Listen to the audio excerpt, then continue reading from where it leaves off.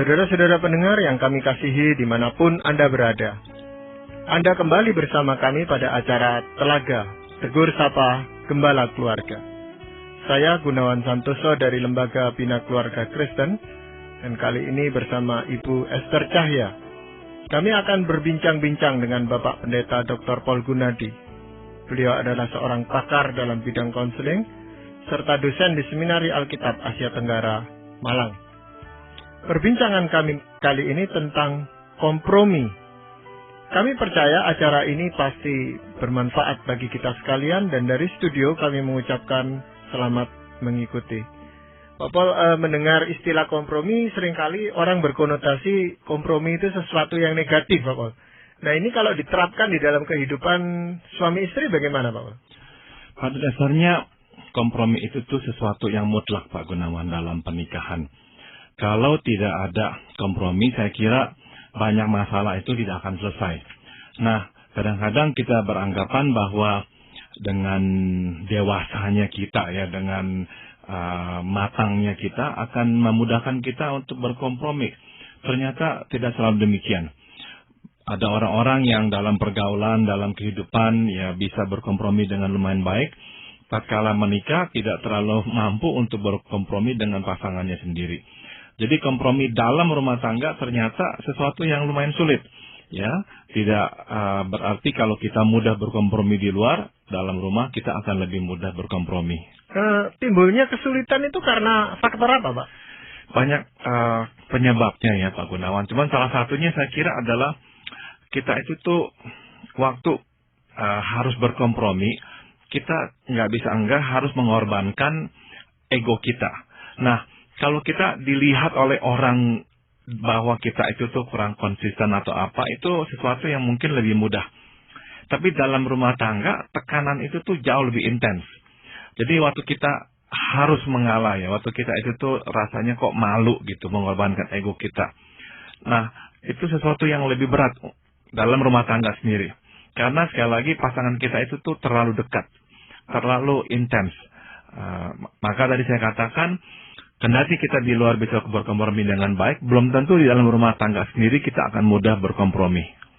Mungkin nggak, Pak Paul, ketakutan orang itu karena tadi Pak Paul katakan kurang konsisten gitu. Jadi takut kalau saya kompromi besok sepertinya diinjak-injak begitu, Pak. Seringkali itu ketakutannya, ya. Jadi daripada nanti saya diinjak-injak, tidak dipandang, tidak dihargai, maka lebih baik sekarang saya bertahan, mempertahankan prinsip kita katakan. Tapi ya itulah yang harus kita lakukan. Kalau tidak, kita tidak mungkin menyelamatkan pernikahan kita. Tapi saya ingin garis bawahi tadi itu, bahwa kadang-kadang orang berkata begini nih, si ini kok orangnya baik, ya, di tempat pekerjaan atau di gereja, sabar, dalam rapat mudah kompromi. Tapi di rumah, nah, pasangannya berkata, oh, di rumah lain lagi. Di rumah tidak bisa kompromi, harus ikuti kehendak dia. Nah, kenapa kok bisa ada dua sikap yang berbeda seperti itu, ya? Nah, sekali lagi, ya, karena tadi saya sudah katakan, mengorbankan ego dalam rumah tangga ternyata itu lebih berat daripada mengorbankan ego di luar. Ya. Dan juga, kalau di luar kita mengorbankan ego, itu tuh dilihat sebagai sesuatu yang bagus, ya, sesuatu yang mulia. Wah, dipuji dan sebagainya. Sedangkan di rumah kita tidak perlu puji-pujian seperti itu. Tidak dipuji di rumah. Nah, karena tidak dipuji dan tidak ada imbalannya, kita lebih susah untuk berkompromi.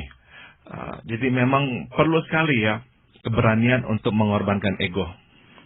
Kalau begitu, apakah ada batasan-batasan tertentu begitu, Pak Paul, dalam hal apa yang memang kita benar-benar harus mempertahankan, dan dalam hal apa yang memang harus dikompromikan gitu dalam kehidupan keluarga?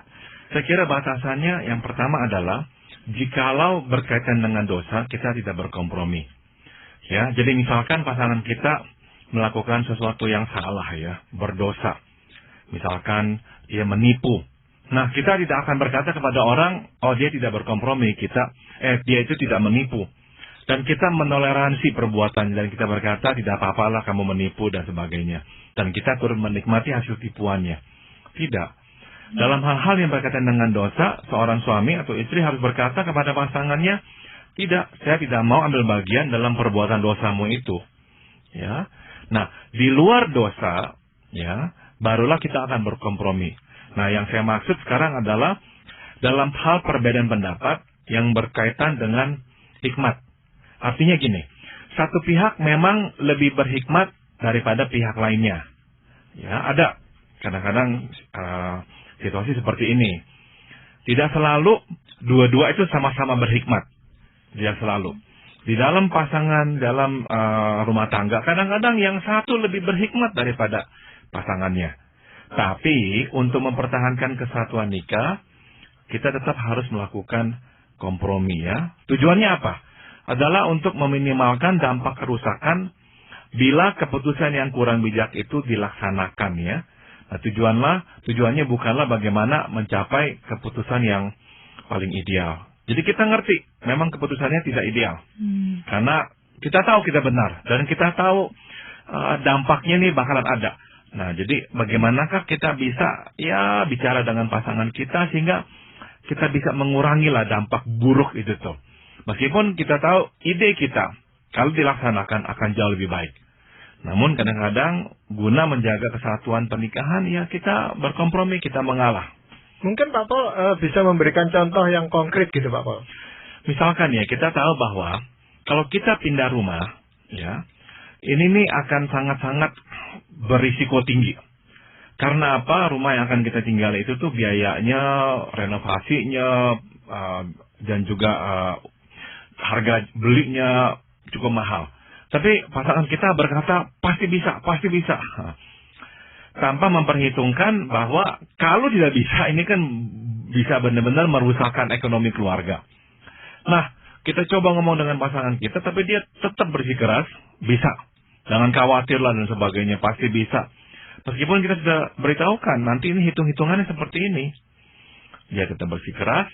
Nah, daripada kita akhirnya ribut terus-menerus, kita berkata, oke dah. Silakan kita pindah. Nah, namun boleh nggak saya minta beberapa hal atau 1-2 syarat. Misalnya apa? Bisa tidak. Setelah pindah, nanti kita tidak boleh merenovasi rumah sampai kita bisa mengumpulkan uang sedemikian besarnya. Setelah kita kumpulkan sedemikian besarnya, barulah nanti kita renovasi dan kita prioritaskan dari itu rumah apa tuh yang perlu diganti atau perlu direnovasi. Satu persatu.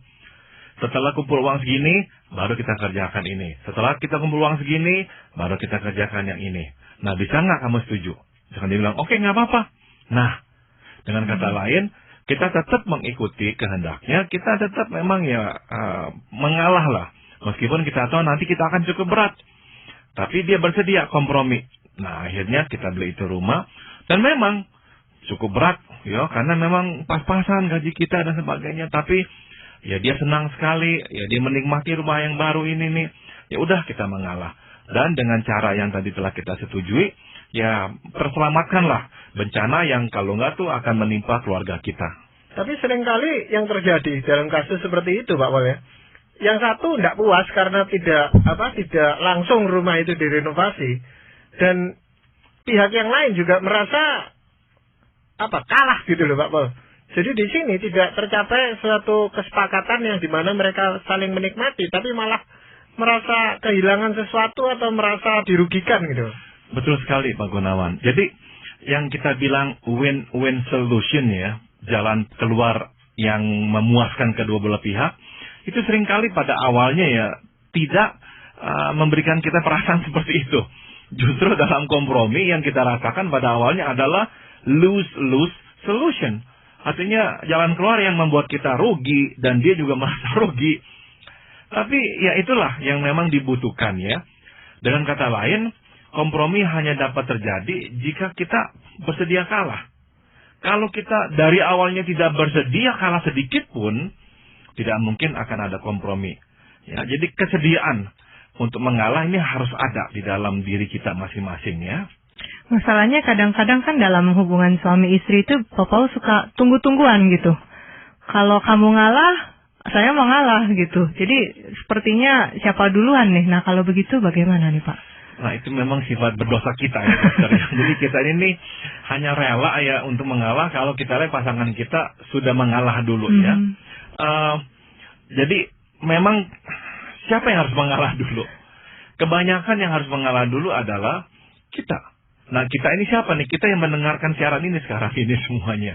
Siapapun yang mendengarkan ini, kalau saudara memang ya tahu saudara mungkin yang benar, tapi saudara yang mendengar ini, ya mengalahlah dulu. Relakanlah untuk mengalah. Sebab kenapa? Sikap mengalah kita, ini nantinya memancing atau mengundang pasangan kita untuk turut mengalah. Dengan kata lain, kalau kita bersikeras, kemungkinannya pasangan kita akan juga bersikeras. Tapi kalau kitanya sudah mengalah, dan dia melihat kita mengalah, dia lebih mudah untuk mengalah. Dengan kata lain, ya kita ini sebetulnya ini merintis lah. Pertama-tama berjalan di depan. Dan karena dia sudah melihat, kita ini berjalan di depan, mengalah, nah akhirnya dia juga lebih rela untuk mengalah. Tapi saya mau bicara dengan lebih realistik tentang hal ini. Pernikahan bagaimanapun ya, dan seberapa dewasanya kita, seberapa rohaninya kita, pernikahan itu sebetulnya tuh didirikan dan dipertahankan di atas landasan hitung-hitungan. Maksud saya begini, kalau kita sekarang melihat bahwa sekarang kita yang mengalah, lain kali waktu terjadi lagi konflik, kita itu akan lebih susah mengalah. Sebab kita menantikan pasangan kita dulu mengalah. Sebab kita berkata, ini kali giliranmu mengalah. Bulan lalu atau minggu lalu itu giliran saya mengalah. Kenapa sekarang kamu tidak mengalah? Dan kita atau pasangan kita juga akan bisa mengingat. Waktu diingatkan ya, iya ya, bulan lalu dia yang mengalah. Yaudah, sekarang saya mengalah dah. Jadi, ya kalau kita berkata, kok kita sudah dewasa tapi masih seperti kanak-kanak. Iya, dalam soal ego, saya kira manusia itu semuanya ya kanak-kanak. Tidak bisa sedewasa yang kita harapkan. Kadang-kadang kita akan bersikap dewasa, tapi cukup sering kita nggak terlalu dewasa ya. Jadi kalau kita rasa ini bukan giliran saya untuk mengalah, sebab saya sudah mengalah 2 kali berturut-turut. Nah itu membuat kita lebih susah mengalah memang. Tapi kalau kita melihat pasangan kita mengalah juga, nah kita lebih rela mengalah. Maka memang ini harus timbal balik. Harus timbal balik. Kalau kompromi itu tidak ada timbal baliknya, akan macet dan berhenti. Ya, selain hitung-hitungan, itu seringkali yang saya alami adalah hasil daripada sikap mengalah itu, Pak. Jadi kalau saya mengalah, dan ternyata pendapat awal saya benar, saya untuk lain kali mengalah lagi susah gitu loh. Saya dulu sudah mengalah dan ternyata sebetulnya pendapat saya itu benar. Betul sekali. Betul sekali. Jadi kita itu tuh cenderung ya sebetulnya tuh menuntut pasangan untuk mengakui kesalahannya. Kalau saja dia itu sadar ya, iya ya, gara-gara kita beli rumah ini nih, sekarang kita jadi aduh susah sekali. Dan pasangan kita berkata, kamu yang betul. Kalau saja dulu saya dengarkan kamu yang betul. Sebetulnya kalau kita dengar itu saja ya, semua kekerasan hati itu tuh langsung melunak. Langsung lenyap, benar. Kita berkata, iya nggak apa-apa dah, ya kita semua manusia, kita bisa salah dan sebagainya. Jadi memang firman Tuhan yang berkata ya, akuilah dosamu kepada satu sama lain. Itu memang resep mujarab. Resep mujarab, sebab pengakuan dosa itu tuh benar-benar melunakkan hati orang yang ingin memberikan pengampunan itu. Ya, jadi sebaiknya ya bersikaplah dewasa ya. Kalau memang tahu bahwa iya ya pasangan kita yang betul, kita yang keliru menilai, akui dan katakan begitu. Jangan takut lain kali dia akan injak-injak kita. Bukan, jangan takut. Kalau memang ini bagian kita, keharusan kita untuk mengaku kita salah, akui ya. Jangan kita bertahan. Namun ada kalanya ya kembali lagi soal ego itu ya Pak Paul ya, pihak yang udah mengaku kalah memang sudah minta maaf, yang memang ya saya salah. Lalu yang satunya, wah justru egonya jadi membubung nih, sehingga untuk berikutnya udah percayalah saya gitu. Jadi selalu dia merasa dia yang paling tepat begitu dalam pengambilan keputusan. Kalau itu sampai terjadi, pihak yang sudah mengaku salah ya, setelah itu bisa berkata kepada pasangannya, saya mengaku salah dengan rela, namun dengan berat, karena saya tahu atau saya sudah menduga kamu akan berkata-kata seperti ini nih, ya, kamu akan melecehkan saya, sepertinya tuh menyalahkan saya lagi dan sebagainya. Nah, saya tahu saya salah. Tolong beritahu saya hanya sekali saja. Sudah cukup. Kalau kamu mengulang-ulang perkataan yang sama, menekan-nekan saya seperti ini membuat saya lain kali susah untuk mengaku salah. Dan relasi kita makin hari makin menjauh. Jadi kalau kita berdua serius mau menyelamatkan pernikahan kita, mohon lain kali, kalau kamu sudah berkata sekali saja bahwa memang kan saya bilang apa, udah cukup. Sebab saya sudah ngerti kok.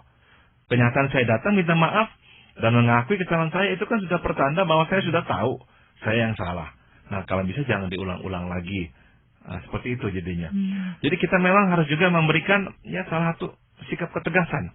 Sehingga pasangan kita juga nggak seenaknya menginjak-injak kita. Ya, berarti ada langkah-langkah tertentu yang harus kita ambil di dalam kompromi itu, Pak Paul. Apa itu? Ada, Pak Gunawan. Nah, yang kita harus lakukan adalah membelah-belah keputusan dalam kepingan-kepingan yang lebih kecil. Kadang-kadang ini nih, kita terjerat dalam harga mati. Yakni, kita meminta pasangan untuk menyetujui keputusan yang final dan menyeluruh. Nah, inilah yang seringkali menyumbat kompromi. Sebab apa? Kita tidak siap dengan keputusan akhir itu tuh. Yang berat itu, yang besar itu. Kita jauh lebih siap menyepakati langkah kecil daripada langkah besar. Saya berikan contoh. Misalkan pasangan kita meminta kita untuk pindah kota. Karena ada tawaran kerja yang lebih baik. Nah, kita tidak siap dengan keputusan sebesar itu. Kalau begitu, apa yang bisa kita lakukan? Nah, pasangan kita bisa berkata, bagaimana kalau kita itu tuh lakukannya tahap demi tahap.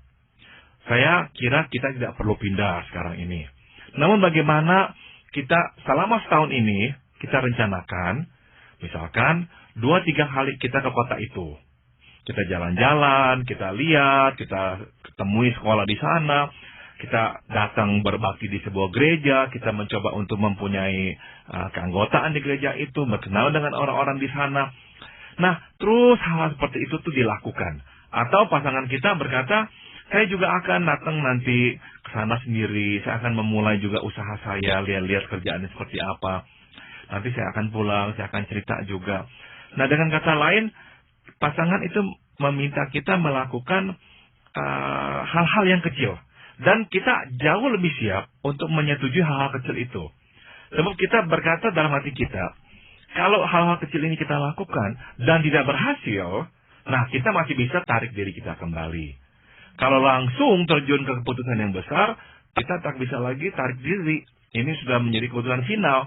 Itu sebabnya kalau yang final itu terlalu besar, yang mengusulkan perubahan harus memikirkan cara bagaimana membelah-belah keputusan besar itu menjadi kepingan-kepingan yang lebih kecil.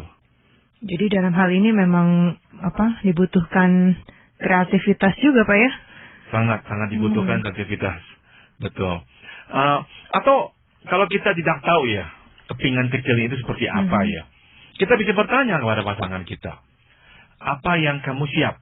Kalau kamu tidak siap dengan yang ini nih, ada nggak yang kamu siap? Yang sedikit apapun tapi kamu siap untuk lakukan. Misalkan dia bilang, ya saya siap untuk datang melihat kota itu. Setidak-tidaknya untuk itu saya siap. Oke, terima kasih. Nah, jadi kita bisa bertanya juga kalau kita memang kehabisan ide. Apa tuh kepingan-kepingan kecil yang harus kita lakukan? Ya, tapi itu biasanya membutuhkan waktu yang lebih lama gitu Pak Paul. Dan kadang-kadang satu keputusan itu tidak bisa diambil dalam waktu yang cukup lama seperti itu. Kadang-kadang kita bisa memang ya melakukan nasihat ini ya, kepingan-kepingan kecil itu kita urai, kemudian kita lakukan bersama. Tapi saya setuju, ada kalanya ada keputusan yang tidak bisa menunggu terlalu lama. Nah, dalam kondisi seperti itu memang diperlukan diskusi yang intens. Benar-benar dua-dua mengajukan sisi baik dan buruk dari semuanya. Nah, salah satu cara yang harus atau salah satu hal yang harus dilakukan dalam diskusi intens adalah ini. Kita mencoba untuk mengulang apa yang pasangan kita tadi katakan. Jadi maksudnya begini, seringkali yang terjadi, waktu pasangan kita bicara, kita memikirkan, ini nih jawabannya apa nih ya. Terus kita lontarkan jawaban untuk membantah yang dia katakan.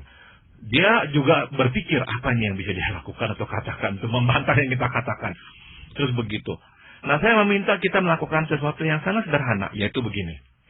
Waktu pasangan kita ngomong, misalkan tentang pindah kerja ke kota yang lain itu, kita tidak langsung berkata, enggak, karena nanti begini. Oh, tidak. Kita langsung mengulang kembali atau memantulkan apa yang pasangan kita katakan. Oh, oke. Jadi menurut kamu, kalau kita pindah, ini akan lebih baik untuk kita semua. Udara lebih baik, ya. Terus juga anak-anak lingkungannya lebih baik. Dan kita berdua lebih bisa menghabiskan waktu bersama dan sebagainya. Begitu, itu yang kau katakan tadi. Iya. Nah, kalau begitu, boleh nggak saya ini nih, ya kemukakan pandangan saya. Saya sudah dengar pandangan kamu. Pasangan kita akan berkata, boleh. Nah, terus kita katakan pandangan kita. Nah, menurut saya, yang tadi kamu katakan itu semuanya betul. Namun ada sisi lain nih. Sisi lainnya adalah tentang masalah uang ini. Nah, uang kita hanya segini, sedangkan keperluannya segini. Nah, apa yang kamu pikirkan?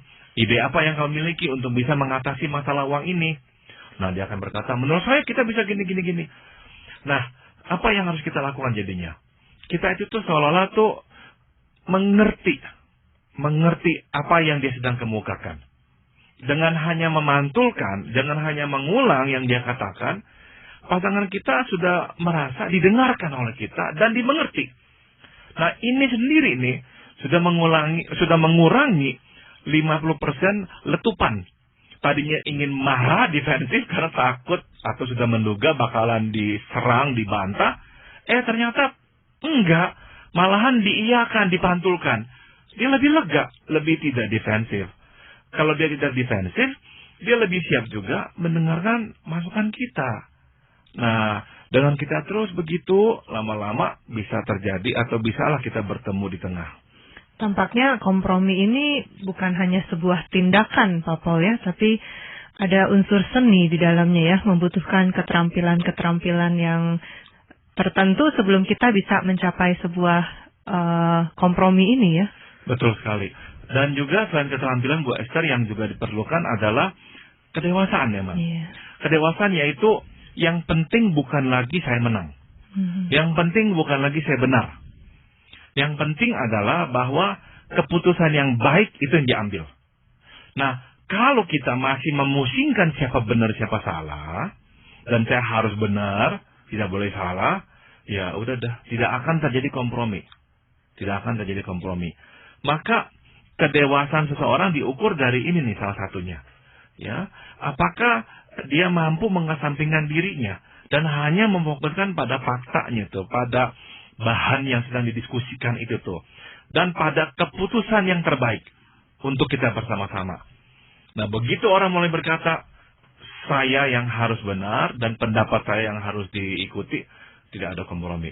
Tapi kalau dua-duanya berkata, yang penting adalah keputusan yang terbaik untuk kita bersama.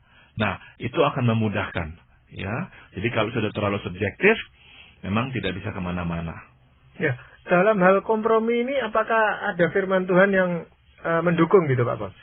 Saya akan bacakan dari Mazmur 105 ayat 5. Ingatlah perbuatan-perbuatan ajaib yang dilakukan Tuhan.